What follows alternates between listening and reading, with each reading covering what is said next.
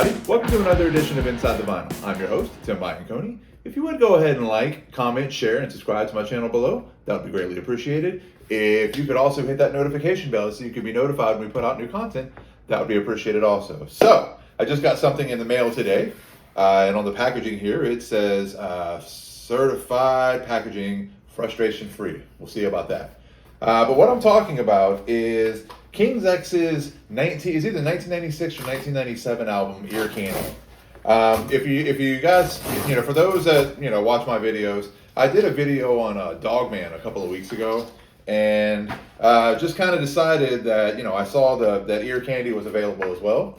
And I'm a huge fan of King's X's 80s and 90s Atlantic Records output. So I wanted to get a copy of this one too. So again, there you go. This is the Music on Vinyl edition.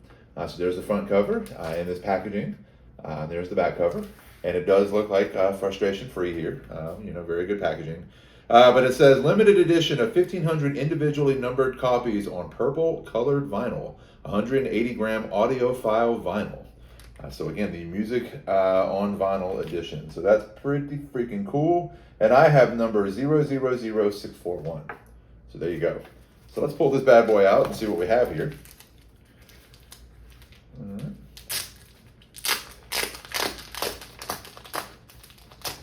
right. All right.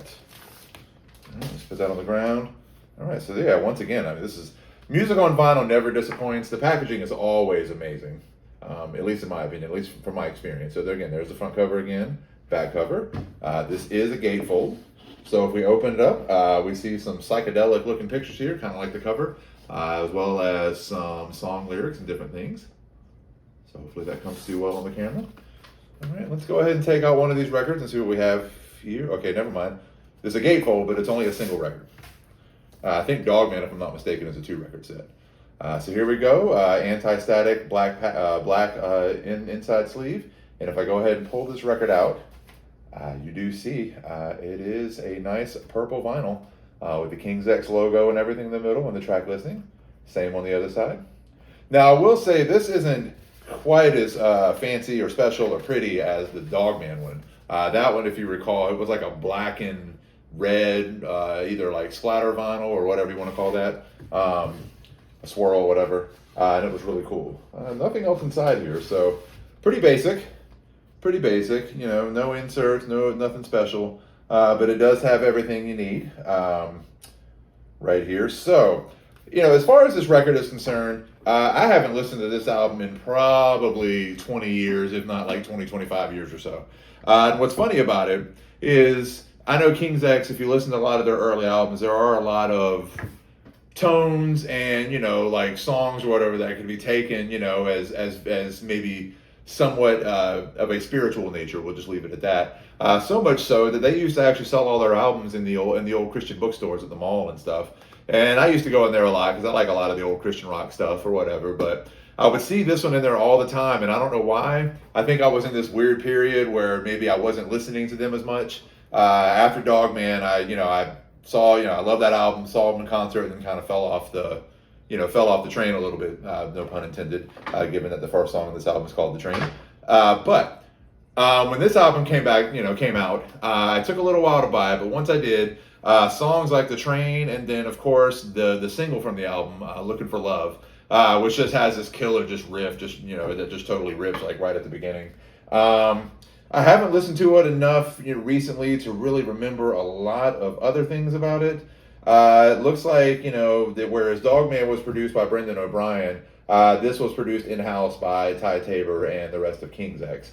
But still kind of follows Dogman as far as being a little on the heavier side and a little, I hate to say it, grungier side, or like a little dirtier side or whatever, as opposed to their first 4 or 5 records. So, take that for what it is. But yeah, it's a really, really cool record. I think it was the last one they did for Atlantic, and then there was a Greatest Hits that came out a year or two later. And I don't remember if this was 95 or 96. This says, or actually, yeah, I thought it was like 1997, but this says 1995. I think the Greatest Hits came out in 1997. But anyway, really cool record. King's X, a really great band, probably one of the most talented bands that I've ever heard to not really make it. I mean, they had a minor hit with It's Love and Faith, Hope, and Love and all that kind of stuff, but never really took off. There's no gold or platinum certifications for this, and I don't have the exact number in front of me, but this does not chart real high on, on the Billboard charts, which is unfortunate because, again, a great band that I think everybody should hear and everybody should know. Great vocal harmonies and a whole lot of sound that comes out of three dudes. So, Ear Candy. Pick up your music on vinyl edition. If not, this is available on streaming and everything else, along with all their other albums, and they still put out albums up to this day. And haven't heard all of those, but I did hear the one they put out 2 or 3 years ago that I thought was pretty good. So again, King's X, great band. Check them out. Ear Candy, another great record. Check this one out, and then go back, to Dogman, Faith, Hope, and Love, self-titled. And then, of course, the first two. But yeah, an amazing band, and you will not be disappointed. So that's all I've got for you this time. Like, comment, share, and subscribe. Hit that notification bell so you can be notified when we put out new content. I have the rest of my Unboxing the Vinyl series where we unbox reissues, we unbox new albums, we unbox special and deluxe editions, as well as box sets. Sometimes those box sets are CDs, sometimes they're vinyl. It just depends on what's coming out. So check those out.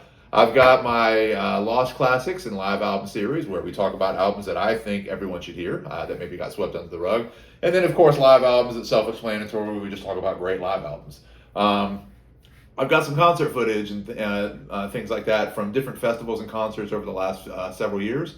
And I've even got a couple of documentary-style films, very short. One is about a local disc golfer in my area, a local amateur disc golfer friend of mine. And the other one is about the fire that took away my other house, my normal recording space. But good news, it's taken a while, but we are getting close to at least having drywall in the house again, and then we can do our parts. And maybe by the end of the year, beginning of next year, I can be back in my normal recording space, which will be totally awesome. So again, like, comment, share, and subscribe, and we'll see you next time.